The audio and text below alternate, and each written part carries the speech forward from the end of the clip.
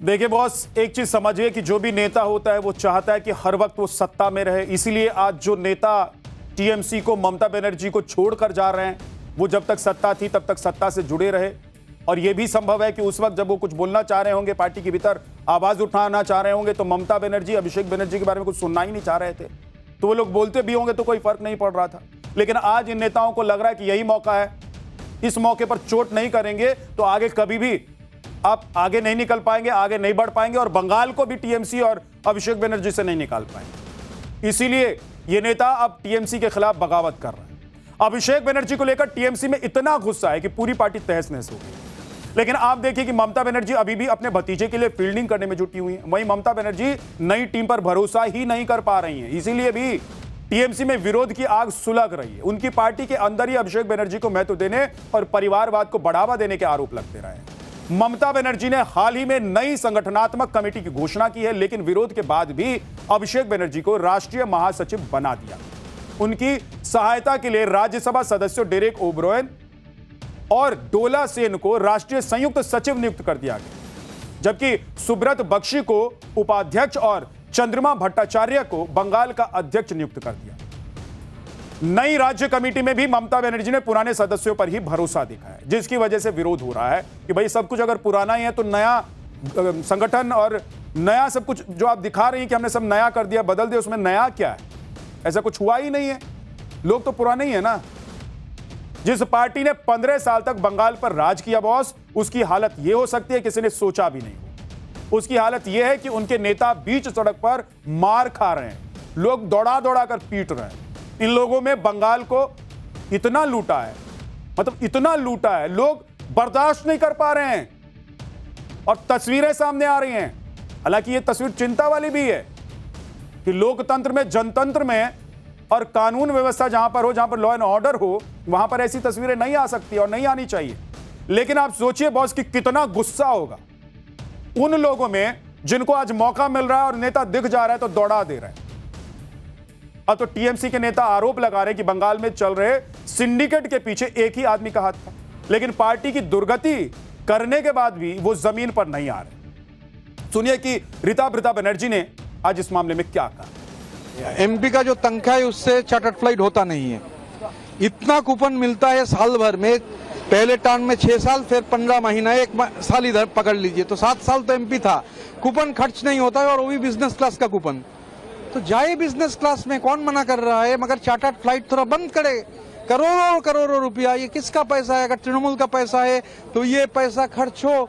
आवाम, तृणमूल का grass root में जो लोग है वो लोगों के खिलाफ मुकदमे हो रहे, अटैक्स हो रहे, तो ये पैसा हम लोग गुजारिश करेंगे कि ये पैसा का इस्तेमाल हो।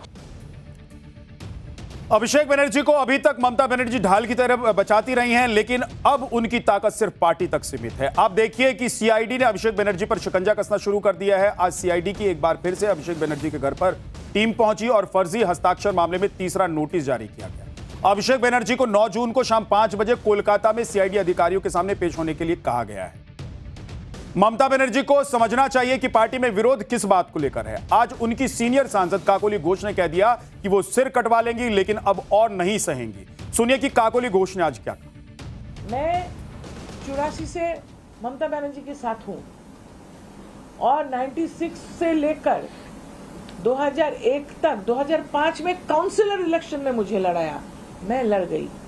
और किसके खिलाफ लड़ी?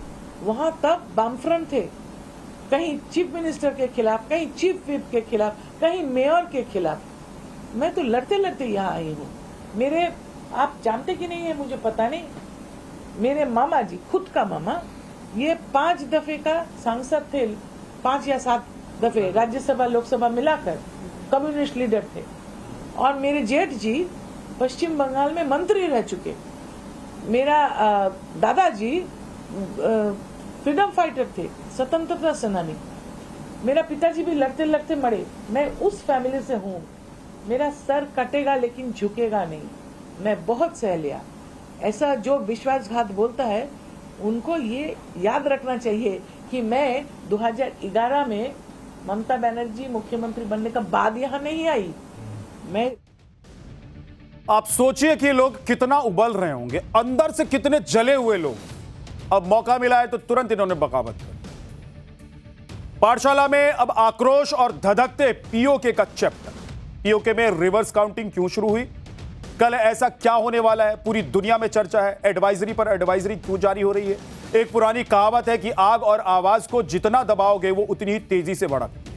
आजकल यही हाल है पीओके में, जहां पर लोगों में विरोध की आग फिर से भड़क गई है और इसकी तपिश से शहबाज और मुनीर के पसीने छूट रहे हैं। पूरे पाकिस्तान ऑक्यूपाइड कश्मीर में ऐसा आक्रोश फैल गया है कि इस्लामाबाद में बैठी शहबाज सरकार हिल गई है। आप तस्वीर देखिए और समझिए कि पीओके के लोग शहबाज और मुनीर से कितने नाराज हैं, कितने गुस्से में हैं। ये लोग सिर्फ अपने बुनियादी हक की मांग नहीं कर रहे, लेकिन पाकिस्तान की सत्ता और फौज इनकी जो आवाज दबाती रहती है उसके खिलाफ भी खड़े हैं। परिणाम यह हुआ है कि पीओके में विरोध की आग फैल रही है और यह आग अब रुकने का नाम नहीं है। लोग सड़कों पर मरने मारने को उतारू हो गए। कई इलाकों में पुलिस और सेना के जवानों को दौड़ा दौड़ा कर पीटा गया। बदले में पुलिस की फायरिंग में कई लोगों की मौत की भी खबर है। लेकिन पीओके की आवाम पीछे हटने के लिए इस बार तैयार नहीं। ऐसा पहली बार नहीं है जब पीओके के लोग इतने आक्रोश में। इससे पहले भी कई बार यहां के लोग अपने हक के लिए सड़कों पर उतरे। पिछले साल सितंबर अक्टूबर में भी जन सैलाब ने सड़क पर उतरकर शहबाज सरकार को हिला दिया था। इस बार एक बार फिर वही स्थिति पैदा हो गई है। अक्टूबर 2025 में पीओके के संगठन ज्वाइंट आवामी एक्शन कमेटी यानी कि JAAC के साथ समझौता हुआ। इसे 38 पॉइंट चार्टर मुजफ्फराबाद एग्रीमेंट कहा गया। शहबाज सरकार का दावा है कि ज्यादातर पॉइंट्स लागू हो गए, लेकिन JAAC का कहना है कि सरकार झूठ बोल रही है। अपनी 38 अधूरी मांगों को लेकर JAAC ने 9 जून को महाआंदोलन का आह्वान किया है। इसमें बड़े पैमाने पर लॉकडाउन और विरोध प्रदर्शन किया जाएगा।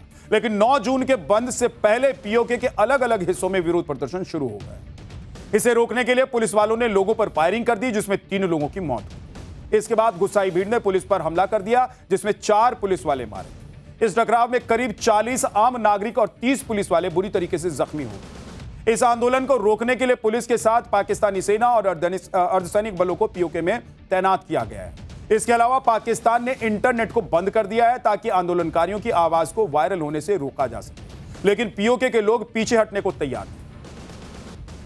पीओके में 9 जून को लेकर शहबाज और मुनीर की नींद उड़ी हुई है। आगे बढ़ने से पहले आपको पीओके से आए कुछ वीडियोस दिखाता हूं। रूप से आर्थिक सहायता, आर्थिक राहत, प्रशासन सुधार, स्वास्थ्य, शिक्षा, इंफ्रास्ट्रक्चर, जवाबदेही पर आधारित। इसमें पीओके में महंगाई पर कंट्रोल करने के लिए गेहूं और आटे जैसी चीजों को कम कीमत में दिया जाए। इसके अलावा बिजली बिलों पर सब्सिडी दी जाए। पीओके में बने हाइड्रोइलेक्ट्रिक प्रोजेक्ट से होने वाली जो आय है या रॉयल्टी का एक हिस्सा स्थानीय लोगों के विकास में खर्च किया। सबसे बड़ी मांग जिसमें सरकारी अधिकारियों, राजनेताओं और नौकरशाहों को मिलने वाली लग्जरी सुविधाएं जैसी फ्री बिजली, महंगी गाड़ियां और भत्ते खत्म किए जाए। 2025 के विरोध प्रदर्शन के दौरान मारे गए लोगों के परिवार वालों को सुरक्षा बलों के बराबर मुआवजा दिया जाए। इसके अलावा पीओके में मुफ्त शिक्षा। हमारे विपक्ष के कुछ मित्र यह भी कह रहे हैं कि ऑपरेशन सिंदूर के दौरान हमें पाक ऑक्युपाइड कश्मीर यानी पीओके पर कब्जा कर लेना चाहिए था। पहले क्यों नहीं किया? जब मैं विपक्ष के अपने साथियों से यह बातें सुनता हूं तो सभापति महोदय मुझे आश्चर्य होता है कि ये लोग मन से यह बातें कर रहे हैं या केवल सिर्फ दिखावा मात्र है। खैर जो भी हो, खैर सभापति महोदय जो भी हो, हमेशा से ही भारतीय जनता पार्टी का और खुद मेरा भी यह स्टैंड रहा है कि वह दिन जरूर आएगा जब पाक ऑक्युपाइड कश्मीर के लोग, जब पाक ऑक्युपाइड कश्मीर के लोगों को भारत की शासन व्यवस्था का अंग बनने का सौभाग्य प्राप्त होगा। जिस पर पाकिस्तान ने जबरदस्ती कब्जा किया हुआ है, वहां पर लोग परेशान हैं, दबाए जा रहे हैं, हक छिन रहा है उनका, उनके हक का भी उनको नहीं दिया जा रहा है, ऊपर से उनको और दबाया जाता है।